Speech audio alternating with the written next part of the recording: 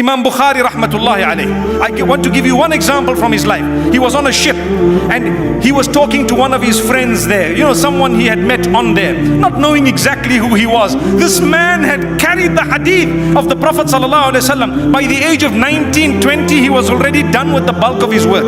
That's how powerful he was. With us, 19, 20, we don't even know whether we're coming or going at that age yet. May Allah subhanahu wa ta'ala forgive us. So as he was on the ship, do you know what happened? Amazingly, he told his friend, you know what, I have a certain number of gold coins. I think it was 20 or 40 gold coins. I forget the exact figure. And these gold coins are with me and I've kept them in this red bag here, you know, just to make sure that no one steals them and so on. So this man decided to make an announcement to the captain to say, you know what, I've lost a bag. It's a red bag with X amount of gold coins. That was a large number of gold coins. Imagine the Krugerrands of today. You've got 20 of them in a bag. And someone says, I've lost it, and this is what it looks like. This is the bag. The captain started searching. And the people started searching. And when they started searching, guess what? They searched Bukhari. Guess what happened? Can someone guess? No, they didn't find it. I was waiting for someone to say they found it. They didn't find it. They searched high and low, but they didn't find it. And the man looked like a fool. Later on, Imam Bukhari was asked by this man, hey, I'm so sorry for having done what I did. You know, it was shaitan. Like I told you, we are Muslims, we are fortunate, we can blame the devil for our mistakes, isn't it? Hey, that was shaitan, my brother, forgive me. Nah, too late. Had you got it, you'd have nailed me. May Allah subhanahu wa ta'ala forgive us. So what happened is, he says, Imam Bukhari says, yeah, no, I saw what happened, and as soon as I heard it, I dropped the whole bag into the ocean. What did you do? You mean those gold coins? He says, wallahi, yes, I dropped the whole bag into the ocean. You dropped all the gold? Are you crazy? He says, no. I have carried the hadith of Muhammad sallallahu alayhi wasallam. I thought in a split second that if this is found by me, everything goes down the drain that I've done in my life. I'd rather throw this bag, it's over. Take a look at this. With us in our lives, we are not prepared to give someone their right.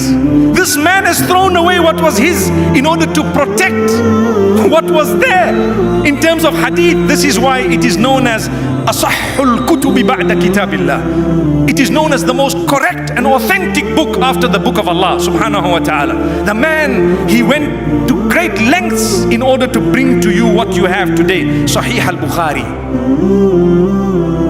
And then you have Imam Muslim ibn al-Hajjaj al-Qushayri rahmatullahi alayhi, Abu Dawood, At-Tirmidhi, An-Nasa'i, and Ibn Majah al-Qazwini. These are powerful imams of hadith. What did they do? They recorded this at a time when the recording became the in thing. So don't ask, why did they delay so much? Or if you want to ask out of curiosity, you need to know that the answer is because it was not the in thing to write prior to that. The minute it became the in thing, they started writing. And later on, they transformed it into perhaps typing, and after that it became into a computer. Today it's on my phone.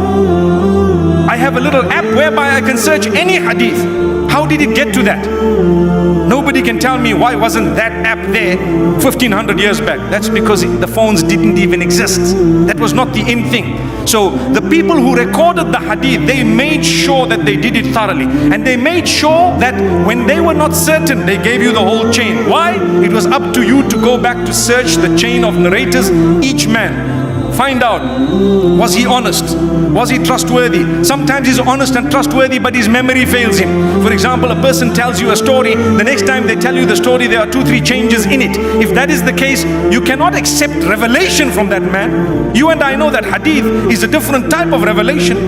وَمَا يَنطِقُ عَنِ الْهَوَىٰ إِنْ هُوَ إِلَّا وَحْيٌ يُوحَىٰ. He does not utter from his own whims and fancies, sallallahu alayhi wasallam. Rather, it is revelation inspired and revealed by Allah subhanahu wa ta'ala. So the recording of the hadith was done in a sophisticated manner. Some of it you can close your eyes and say this is correct, and some of it you have to go back and you have to search. Imam Ahmad bin Hanbal, he has written Al-Musnad, which has a large number of ahadith, arguably one of the biggest books of hadith. But he didn't say that every hadith in there is correct. He says I have recorded these ahadith, and I've recorded the chain of narrators. It's up to you to go and check the chain of narrators. So other scholars came later on who were checking chains of narration, and it's up to us also to check chains of narration. What I do normally is, when you hear a hadith and within you it feels there's something wrong here, or maybe I need to know a little bit more, go back and check, go and study, go and pick up the books. Who was this man? You will see where he was born, who his teachers were, whom he's met in his life. And if the name of the other person is not there in that list, you know there's something wrong here. There is a whole study called the study of the chains of narrations, the study of hadith. You got to look at the words. Like I say, sometimes there's a man who's honest, but his memory fails him. Sometimes some of the narrators, they say up to the age of 75 you take what he said. After that, he was a person who couldn't really remember. So what? It's not an insult. This is a matter of hadith. You cannot say they insulted me. They didn't insult you. They just wanted to make sure 100% that what you've said is the reality and it is the truth. May Allah subhanahu wa ta'ala guide us and grant us ease. I've only started what I wanted to say and the time is up.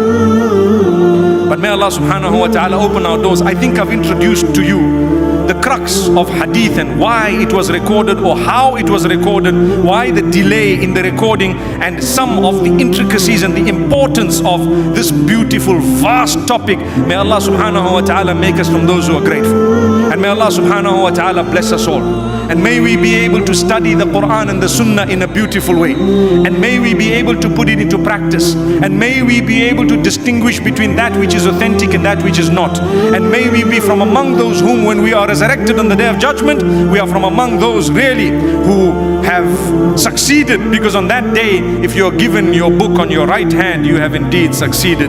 May Allah bless us all with Jannatul Firdaus.